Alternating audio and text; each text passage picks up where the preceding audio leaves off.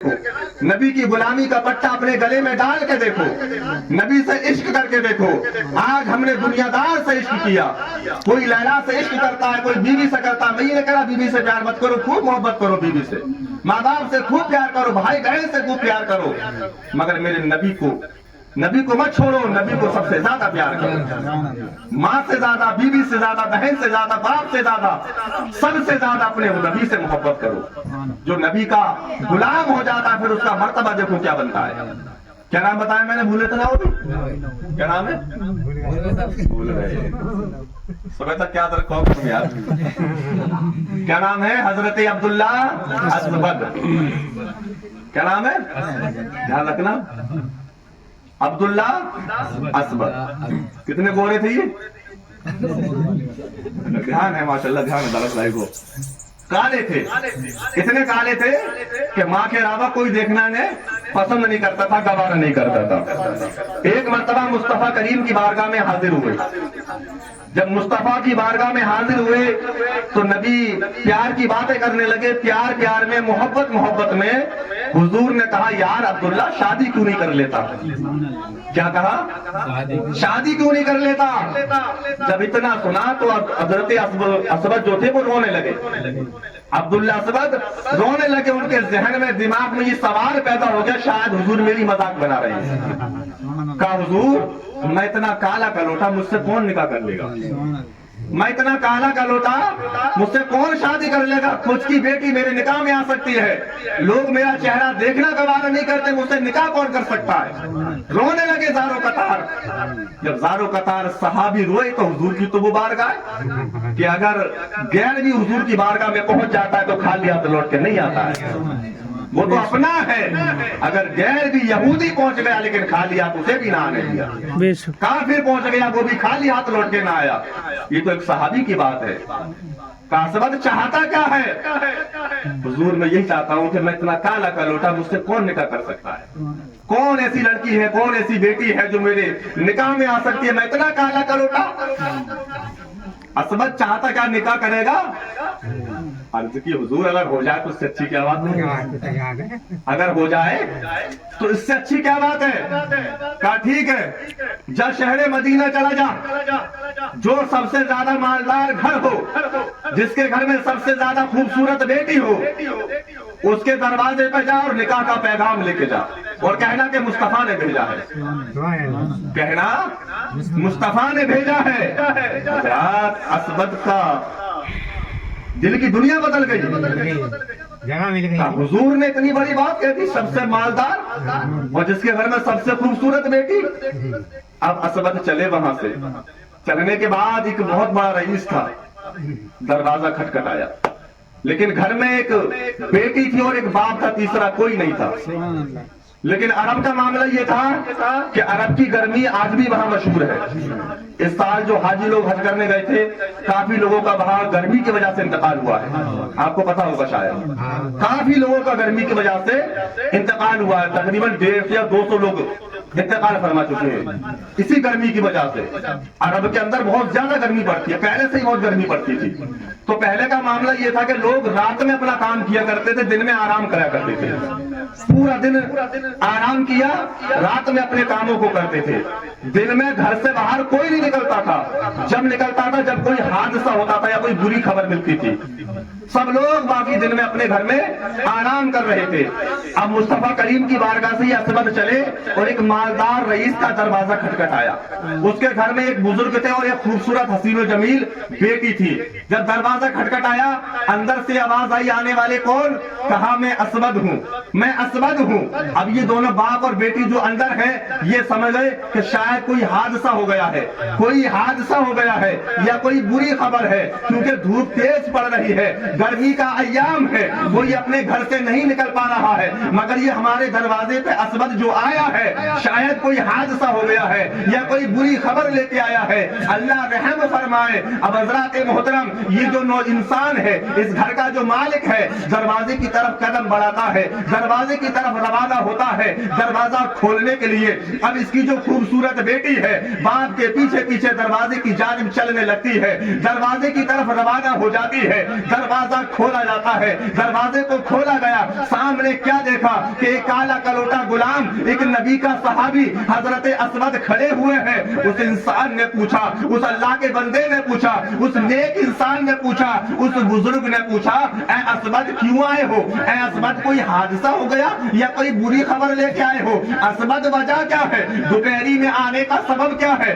دھوپ میں آنے کا ماجرا کیا ہے؟ اسود آنے کی وجہ کیا ہے؟ دروازے پہ کیوں آیا ہے؟ کیا وجہ ہے؟ کوئی حادثہ ہو گیا ہے یا کوئی بری خبر لے کے آیا ہے؟ جب اتنا سنا تو اسود کی زبان جو ہے وہ لڑکھڑانے لگتی ہے. کچھ بولنا چاہتے تھے لیکن کچھ اور بول رہے ہیں.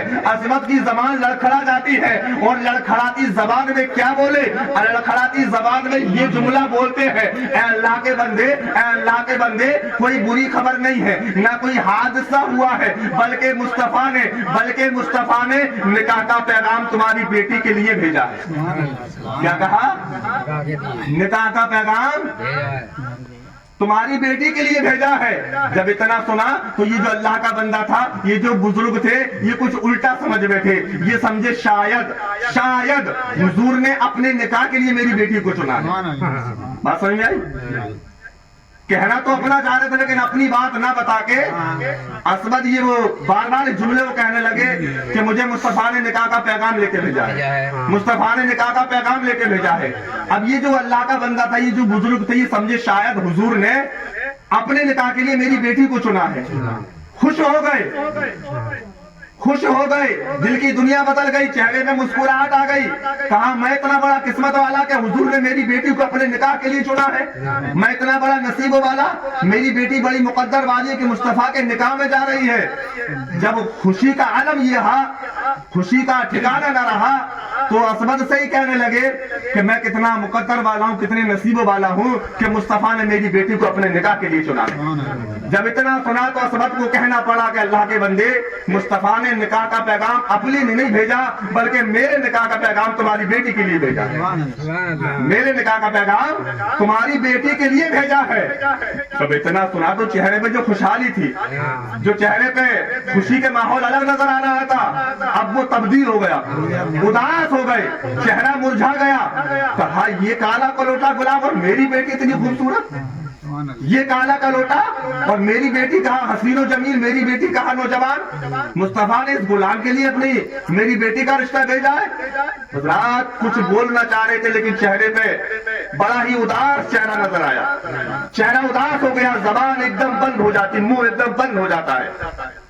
جب بیٹی نے باپ کو اداس دیکھا, بیٹی نے باپ کو اداس دیکھا, پیچھے کھڑی ہوئی تھی بیٹی, باپ کا کاندھا تھپتھپایا اور کہا بابا, بابا سوچنے کی بات نہیں ہے, بابا سوچو مت, یہ مت دیکھو کہ سامنے آنے والا کالا ہے, یہ مت دیکھو کالا کلوٹا ہے, بلکہ بابا یہ دیکھو بھیجا ہوا کس کا ہے. بابا یہ دیکھو بھیجا کس نے ہے. بابا جلدی ہاں کر دو, کہیں ایسا نہ ہو دیر ہو جائے. بابا جلدی ہاں کر دو, کہیں ایسا نہ ہو دیر ہو جائے. بابا ہاں کر دو. کہا بیٹی کالا ہے. کہا بابا فکر نہ کرو.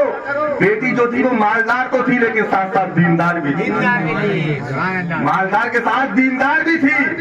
کہا بابا یہ مت دیکھو کالا ہے, جب مصطفیٰ نے بھیجا ہے تو کچھ سوچ سمجھ کے ہی بھیجا ہوگا.